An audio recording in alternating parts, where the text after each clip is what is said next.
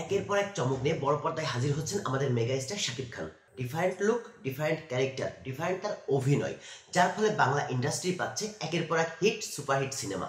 আজকের পর্বে আমি আলোচনা করব শাকিব খানের আপকামিং কিছু সিনেমা নিয়ে, যেগুলো মুক্তি পেতে পারে চলতি বছরের শেষ দিকে অথবা সামনের বছরের মধ্যে। শাকিব খানের আপকামিং সিনেমার কথা বলতে গেলেই প্রথমেই আসে পরিচালক রায়হান রাফির কথা। রায়হান রাফির পরিচালনায় দুইটা ছবিতে অভিনয় করেছেন আমাদের মেগা স্টার শাকিব খান, একটা তুফান এবং আরেকটি তাণ্ডব। 2024 সালের 17 জুন মুক্তি পাওয়া তুফান সিনেমায় একের পর এক টুইস্ট যোগ করে কোনো টুইস্টের সমাধান না করে সিনেমার এন্ডিংয়ে ডিক্লেয়ার দিয়েছিলেন তুফান 2 এর কথা, এবং পরবর্তীতে রায়হান রাফি জানিয়েছিলেন 2026 সালে দর্শক দেখতে পাবে এই তুফান 2। তার মানে 2026 সালে আসতে যাচ্ছে তুফান 2। রায়হান রাফি মানে টুইস্টের ছড়াছড়ি, তার ব্যতিক্রম ছিল না সদ্য মুক্তি পাওয়া সিনেমা তাণ্ডবেও।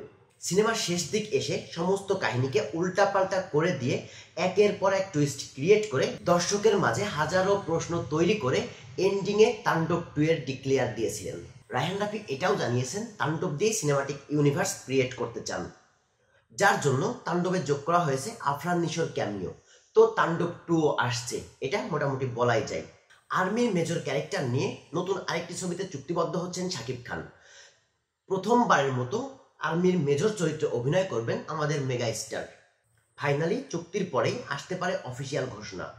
এদিকে বছরের সবচেয়ে সেরা সিনেমা বরবাদের পরিচালক মেহেদী হাসান হৃদয় আবারও ফিরতে চান শাকিব খানকে নিয়েই। ইতিমধ্যে গল্প নিয়ে হাজির হয়েছেন শাকিব খানের কাছে। শাকিব খানেরও নাকি গল্পটা দারুণ পছন্দ হয়েছে, এজন্য 2026 সালের ঈদ উল ফিতরটা শাকিব খান মেহেদী হাসান হৃদয়কেই দিতে চান।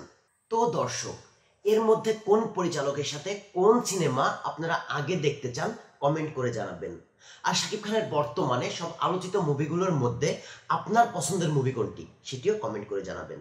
ভিডিওটি ভালো লাগলে লাইক করবেন, আর বিনোদন জগতের নিত্য নতুন নিউজ পেতে চ্যানেলটি সাবস্ক্রাইব করে পাশেই থাকবেন।